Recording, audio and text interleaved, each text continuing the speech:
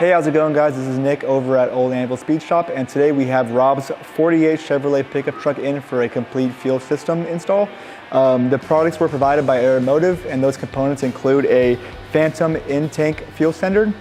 Then we're gonna go ahead and install our Aeromotive inline fuel filter, and that's gonna feed fuel all the way up to our Aeromotive SS series regulator that we have mounted under the firewall. And so in this video, we're gonna cover the installation of the sender, installation of AN fittings and lines, proper mounting for your fuel pressure regulator, and along the way we're going to be using AN style hose and fittings to connect the dots from our pump, filter, and regulator. While we're making up those hoses, we're going to give you guys some tips and tricks on how to properly install AN fitting onto AN hose, and some do's and don'ts when routing your line, what to stay away from, what to shy away from, and what is the proper way for best hose life and longevity. So stay tuned and let's go ahead and get started on this thing.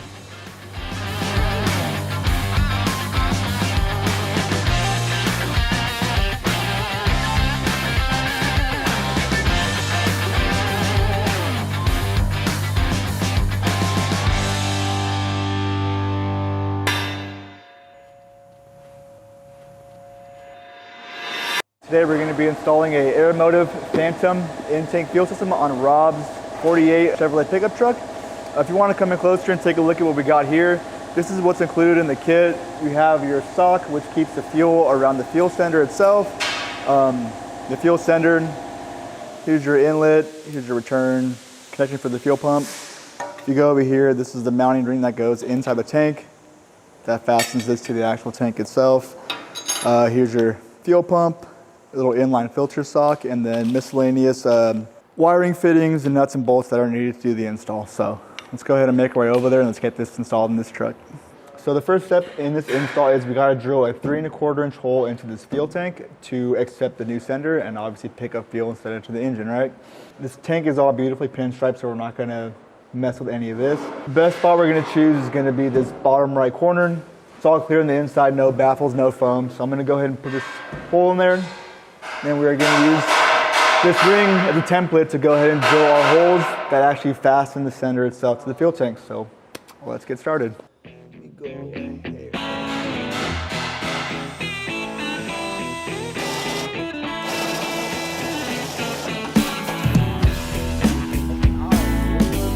After you get your 3 1/4 inch hole set up for the center of the sender, the next step is going to be drilling your perimeter bolts.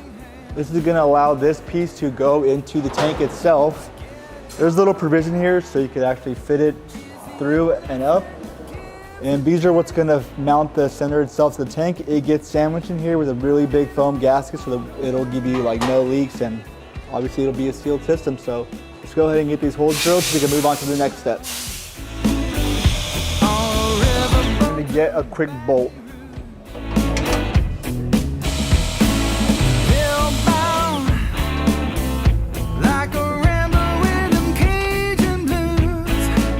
One obvious thing is we have a tank full of metal shavings. There's many ways to go about flushing this out. Some people will remove the tank, put a garden hose, flush it all out.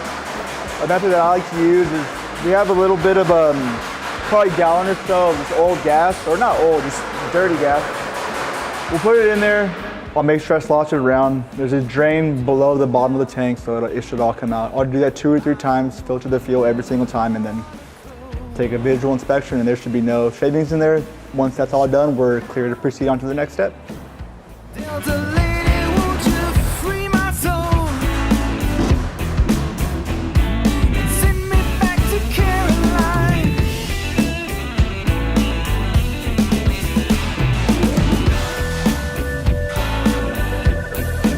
Now that we have all our holes drilled in our fuel tank, the next thing is to determine the depth of it so we could trim our sock for our fuel sender. Yeah, all right. So this tank has a depth of 10 inches, and according to the instructions from Aeromotive, you want to add 1 inch of this. So that being 10, we want it from the bottom of here to somewhere over here at 11 inches.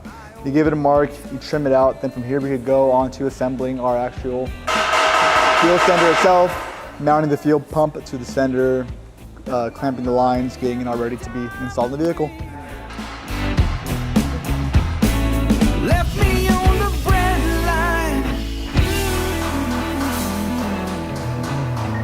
that trimmed out, you go ahead and reinstall it back onto its sock.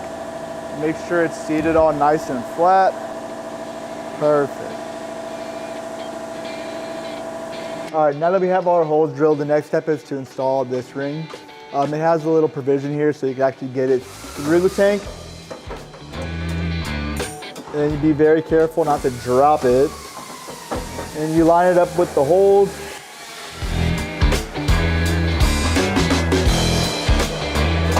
So once you got this guide ring installed, you're gonna go ahead and shove this in the tank. Remember, we added 1 more inch per Aeromotive instructions, so it'll be a nice tight fit up against that lock ring.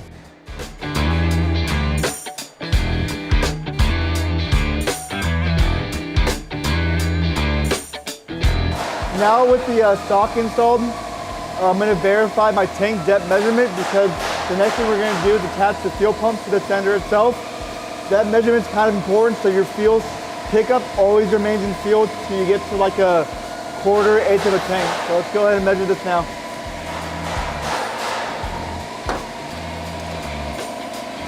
And again, it's still 10 inches, so we'll go ahead and go to the bench, assemble everything, and then dump it in the tank and we'll be done. There I go. So here's the fuel pump used on this Aeromotive system. It has 2 caps you need to remove in order to install it. Pop that one off. Here's the little pickup sock.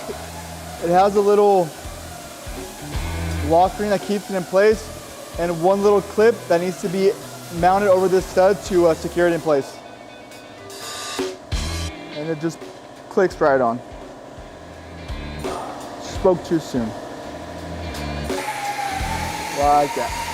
You see that it's properly engaged in this clip, so you know it's not going to be going anywhere. All right, so now that we have the sock mounted onto the fuel pump, the next thing to figure out is our tank depth. We measured it last and it was 10 inches, so we're going to go ahead and come over here, 10 inches, right there. And then the next thing we need to do is trim out our pickup tube. You always want to leave extra past this nipple to heat it up and slide it on, which we're going to do next. Actually, no, we're not going to do that next. Before we trim out this tube, the next thing we need to do is cut this bracket, because obviously it hangs past 10. You want to get it right about here, so you have enough room for your 2 mounting clamps to mount the pump to this piece right here. So let's go ahead and go to the bandsaw and trim this out. Then we'll trim this tube out, fasten them together, then it'll pretty much be ready to go into our fuel tank. I'm just kidding. All right, so next thing we need to do is trim up this pickup tube to get us our 10 inches of tank depth. I made a little mark there with the Sharpie. You just go ahead and bam. So next thing you need to do is heat this tube up. It expands when you heat it up, and then it hardens up when it cools down. So you want to heat it up, shove it on there, hold it for a few seconds, make sure it's a good and tight fit, and then you're going to put a small little hose clamp on it when all said and done. After that, we're going to fasten the pump to this piece right here, and then we're pretty much good to go.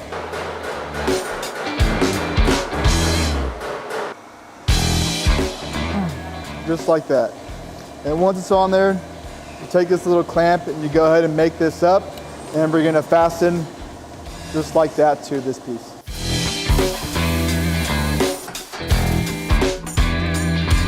All right, now that we have our clamps made up on both the pickup and on the tank itself, there's 1 connection that needs to be made. You just plug them together, and now this is ready to be installed in the fuel tank and wrap this install up. All right, now this is ready to be installed in the tank. Our first step is going to be installing our gasket over the studs, and then very carefully installing this into the sender itself, or into the tank itself. Line up all the holes, get it sitting flush. And then lastly, to fasten this down to the tank, you're going to go ahead and take these clear washers. Usually the studs don't stick out enough off the jump, so what I do is I'll put 2 nuts on there and I'll make them up just to press this gasket down. And then grab our little individual washers and slip them over each stud. So with these 2 tightened, it again compresses the gasket to allow you to get the washer on there and the nut.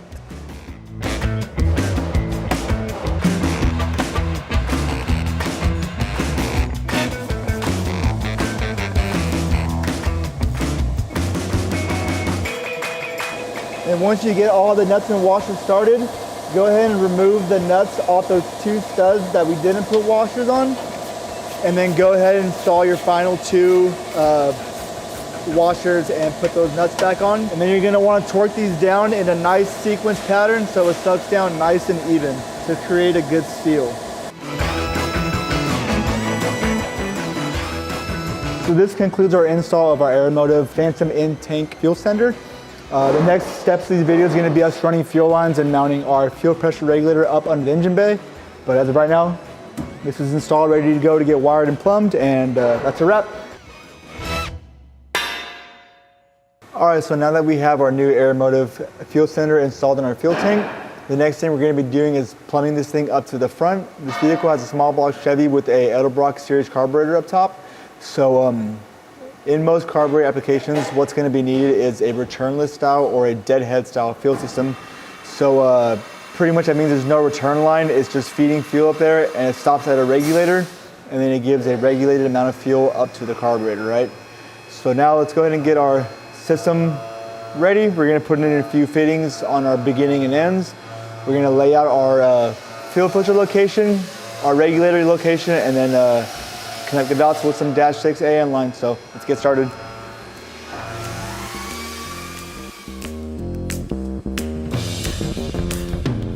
All right, so now that we have our first AN fitting made up onto our line, now we're going to go ahead and route it on the inside of the frame all the way to the front. Some key notes to take while running your fuel line is you want to be away from any heat source, such as like your exhaust, right? And you want to be away from any moving parts. You don't want your line to get pinched, cut, snagged, and of course any sharp edges. And you always want to run your bends with a nice big sweep. You don't want to kink your line or run too tight of a bend, or else you get into fuel delivery issues, cracking down the road once the line weathers out a little bit. So big sweeping turns away from any abrasives, any sharp edges, and any heat sources, and you should be home free.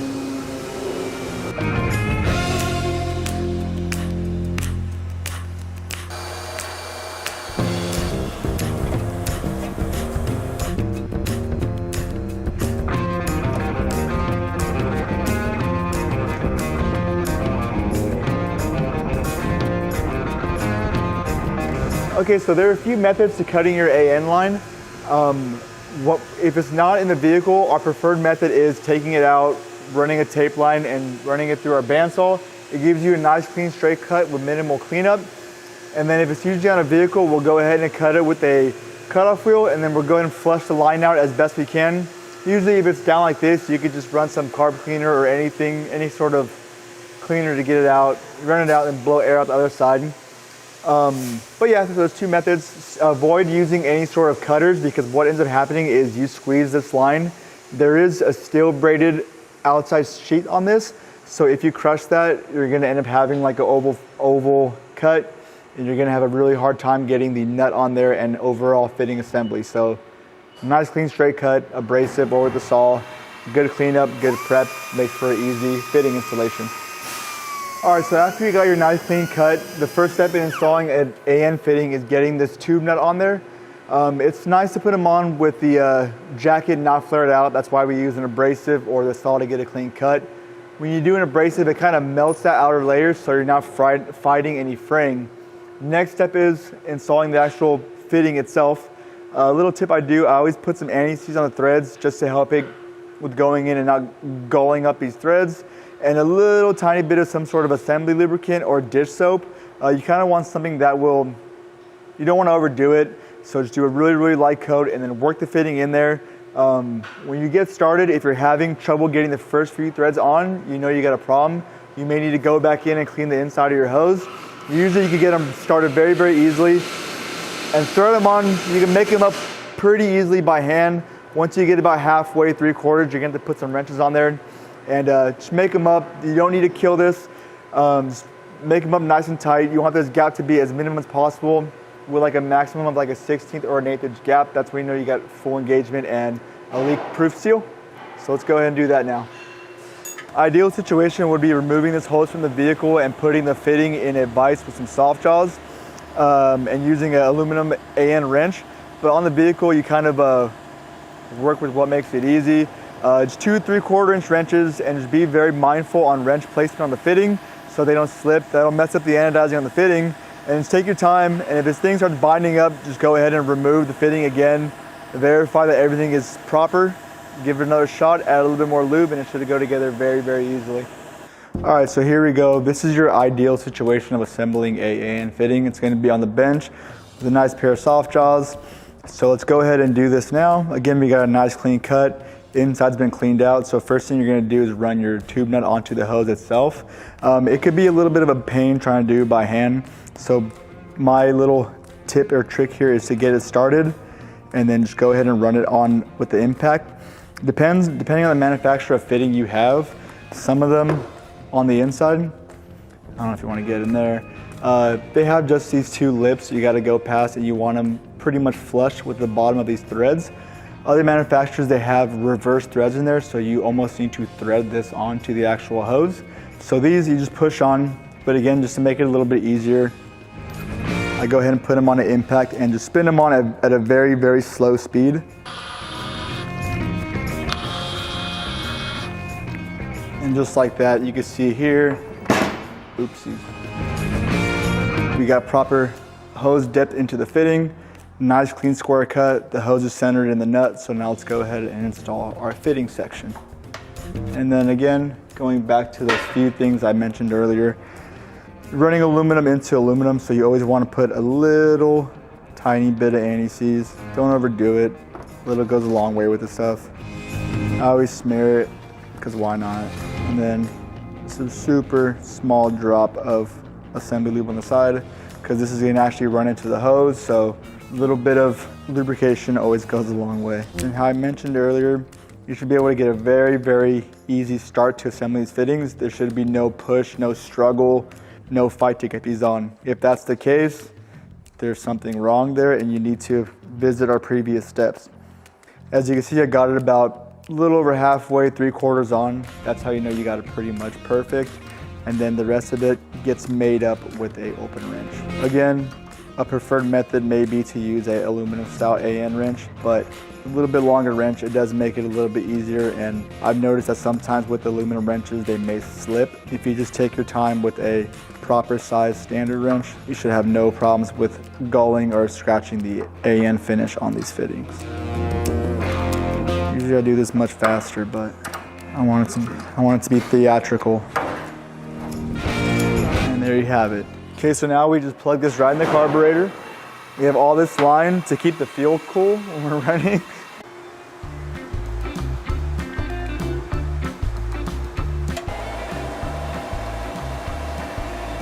All right, so now we got our line all the way up to the engine bay.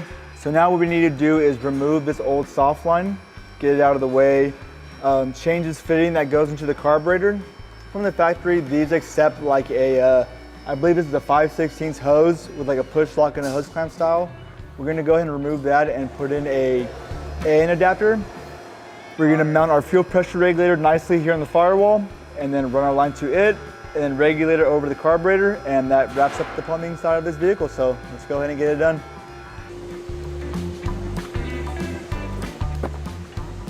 All right, so here we go. We have our Aeromotive SS series regulator. Again, this is a returnless style. You have your in and 2 outs.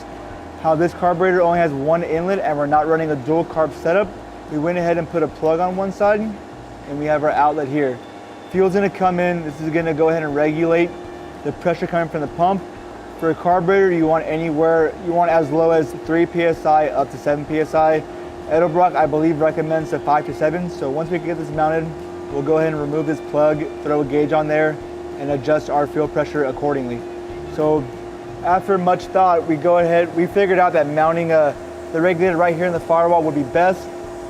So we have a clean sweep from the line coming up and a clean run from the line going out to the carburetor. And it gives us a nice clear view of our gauge after we install that. And yeah, so we're gonna go ahead and mount this up in the firewall, and then we have 3 more fittings to make up, and then that wraps up this install.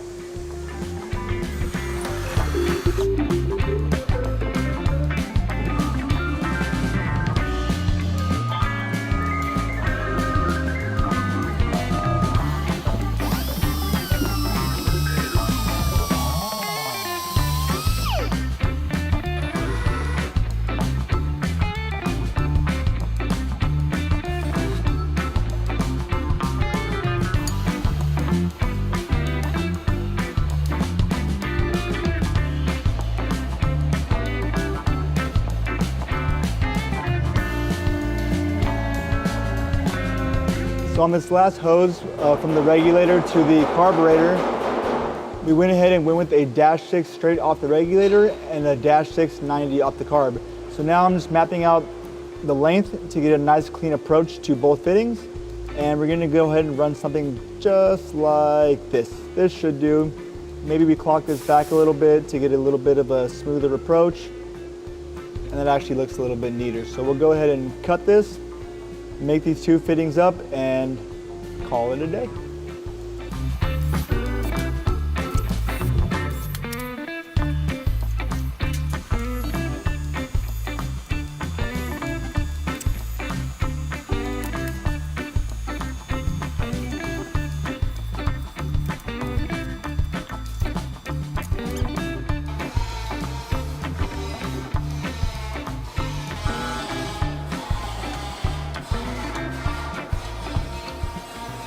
All right, so now we have our final line from the regulator to the carburetor finished up, tightened, all assembled, everything. So with all these components being installed, the fuel sender, the fuel filter, fuel pressure regulator, and the lines, this completes our fuel system install.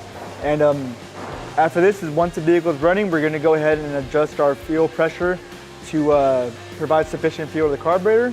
And that pretty much wraps this thing up. So hope you guys enjoyed the video, and we'll catch you in the next one.